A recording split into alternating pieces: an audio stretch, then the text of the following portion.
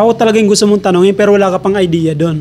Parang lagi ko na rin kasi sinasabi yun dito eh. Kailangan talaga mag-grow ng tao para yung buhay natin hindi pa ulit-ulit. Kasi example na lang, pagtatrabaho ka ng 11 years, pwede siya sabihin rat race yun. Paulit-ulit mong ginagawa ng 11 years. Pero makakaalis ka kasi doon sa buhay na yon, sa paulit-ulit, kung meron kang kabilang banda ng buhay mo, may ginagawa kang bago. Example na lang na, kasi nga paulit-ulit, di ba? May gusto kang gawing bago. Para magawa mo isang bagay na yon, kailangan mo ng pera. Alam mo, gusto mong mamasyal ng Baguio.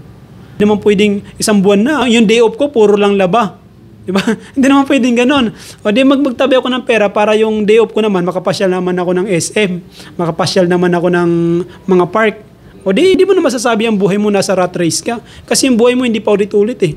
O next week naman, o ayaw ka naman gumastos ng pera. So, paulit-ulit ko ginagawa yung bagay na to, pero sa kabilang banda, nag-iipon naman ako. Itong ipon ko, pang-unwind ko, pang-tanggal ko ng stress. Ito naman, hindi man ako nakakagala, pero yung future ko, napag-iipunan ko na. Kasi pag may gusto akong gawin sa future, or kailangan ko mag-invest, may pera akong itinatabi. Or kung mayroong magkasakit sa pamilya ko, may nakatabi akong pera.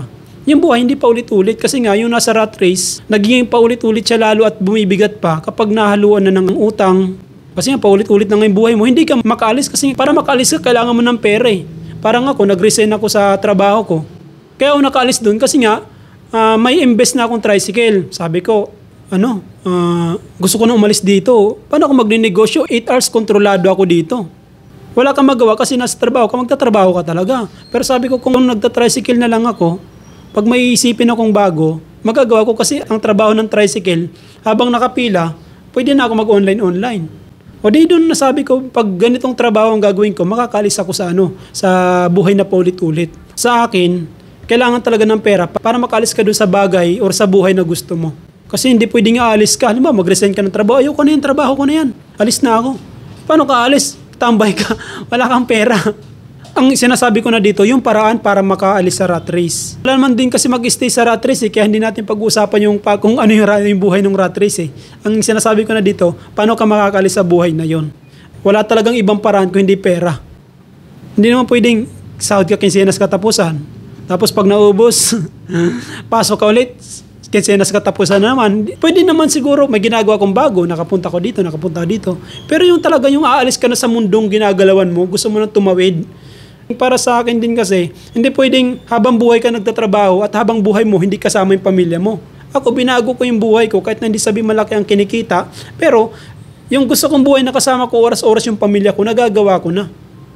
At doon, nakalis na ako sa buhay. Ngayon, ito naman yung bago kong rat race.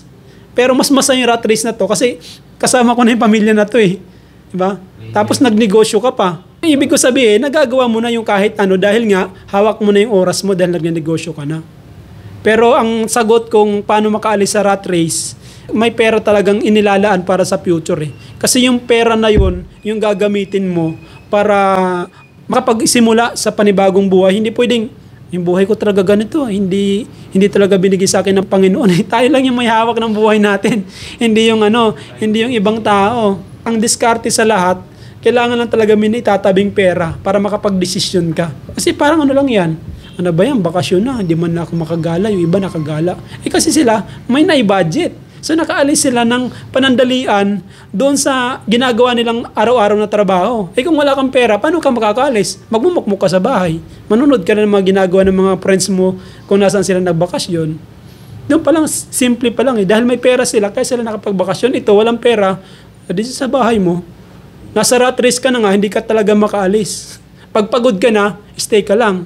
Pag kailangan mo tumakbo, kailangan mo magtrabaho, takbo ka lang. Sila may pera. So talon sila doon sa tinatakbuhan nila. O di nakapagbakasyon, pera lang din talaga.